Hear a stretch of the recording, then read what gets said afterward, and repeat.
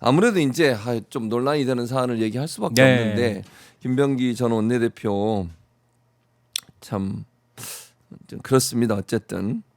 근데 이게 이수진 전 의원 있지 않습니까? 그때 당시에 이제 총선에 물론 이제 컷오프가 되셨는데 이분이 총선 직전 2024년 총선 직전에 김병기 의원의 공천원금 의혹과 관련한 탄원서를 당 대표실에 전달했다라고 얘기를 했습니다.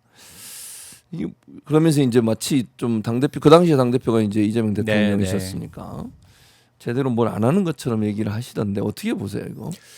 이게 정확히 이제 정당 시스템을 아는 분이 그러니까 네네. 이수진 전 의원 자체도 네. 이제 그 당시에 컷오프가 되면서 일동 당에 조금 좋은 감정을 갖고 있지 않지 않습니까? 그렇죠, 아무래도. 이게 오염된 메신저예요. 제가 봤을 때는. 네네. 근데 지금 하나하나 따지고 좀 봐야 될 것은 이제 그 당시 당 대표였고 의원이었지 않습니까? 네네. 그렇죠. 그러니까 지금 얘기되고 있는 김현지 부속실장과 관련된 부분은 네.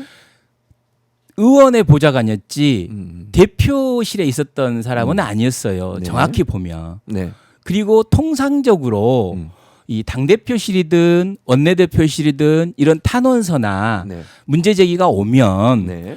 거기에서 해결하는 것이 아니라 감찰단에 보내는 거예요. 감찰단에 윤리감찰단에 그러니까 이 프로세스가 그렇다는 거예요. 과정이 그렇다 이런 얘기죠. 그러니까 막 보고 네네. 대표실에서 이걸 조사하고 그런 게 그건 아니죠. 아니잖아요. 네. 조사할 수 있는 것도 아니고요. 근데 저는 이걸 아는 예. 이수진 전 의원이 왜 이런 그걸 얘기를- 이렇게 해석했다?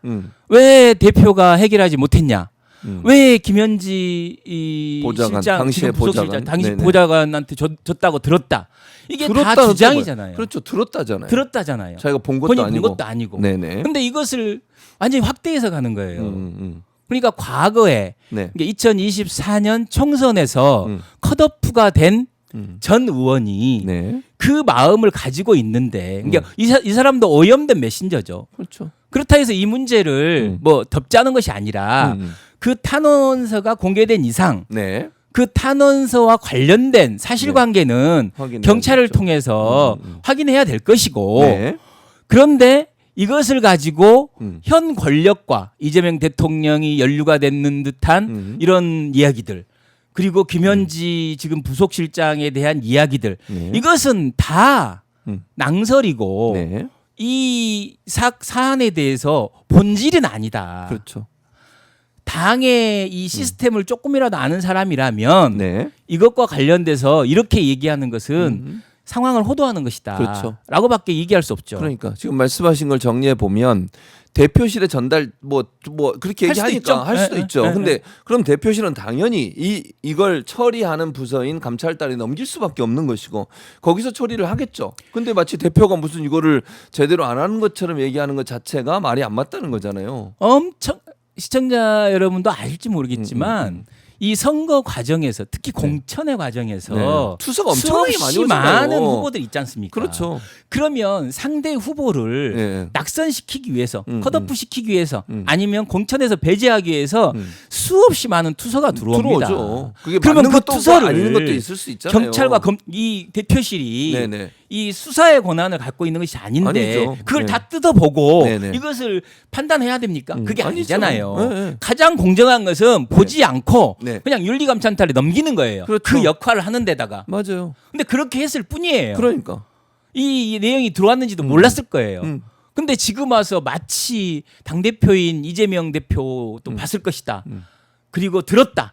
김현지 그 당시 보좌관한테 아니면 아니 사실관계 틀려요. 대표실에 있었다고 지금 이주신 전 의원은 또 얘기를 해요. 네네네. 대표실에 있은 적이 없어요. 없었다. 그 의원 보좌관이 보좌관이었다. 대표실에서 대표실에 직함을 가진 사람 아니라는 거죠. 김현지 지금 현재 실장은 대표실에 있은 적이 없다. 그렇죠. 그러니까 대표실에 근무한 적이 없다. 그렇죠. 네네네. 그러니까 정확한 사실관계 다른데 네네.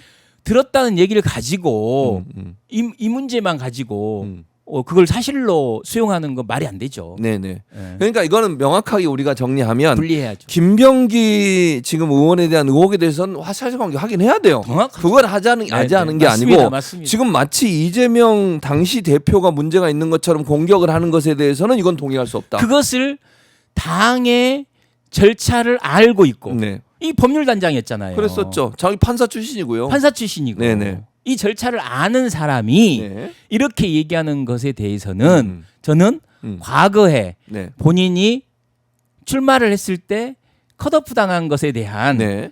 어찌됐든 이런 감정적인 부분도 있을 것이다. 그럴 수 라고 있죠. 볼 수밖에 없는 네, 거다. 그럴 수 있다. 그래서 오염된 그 메신저의 주장일 뿐이다라고 네. 보는 거죠. 그러니까 지금 이수진 의원이 저렇게 얘기했다는 거 아니에요. 언론 보도를 보면 김병기 공천은 거 뭐 김현재에게 탄원서 보냈다고 보고를 받았다. 이제 받았다는 건 누가 얘기했는지도 밝혀야 되고요. 네. 그걸 왜 김현지 보좌관한테 보내는 거예요? 만약 보내려면 당대표실에 보내야 되는 거 그렇죠. 아닙니까? 그렇죠. 정상적인 절차로. 네, 김현지 네. 보좌관은 이재명 의원실에 보좌관으로 일했던 분이에요.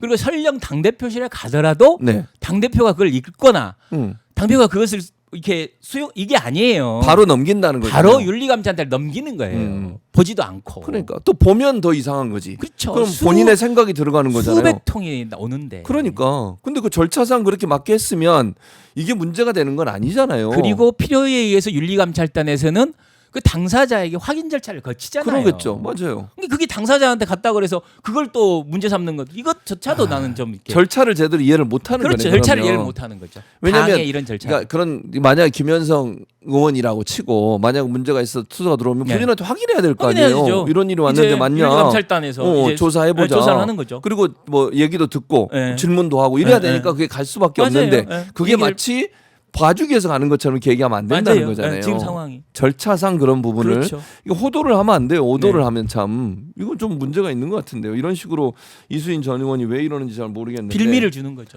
그러니까 이게 지금 국민의힘이 종편이나 국민의힘에서 공격을 하잖아요. 국민의힘의 뭐 특검 이런 거에 빌미를 주는 거예요. 그 이게 잘못된 거 아닙니까? 잘못된 거죠. 크게 잘못된 거죠. 자기가 한때 민주당 의원까지 했던 사람이 이런 식으로 하면 안 되는 거 자기 아닙니까? 먹던 물에다가 침 뱉는 거잖아요. 진짜 너무하네. 진짜. 너무한 사람입니다. 너무해요 이분 진짜. 의정 활동도 진짜 못했으면서 말이야. 알겠습니다. 가짜나게 했으면서.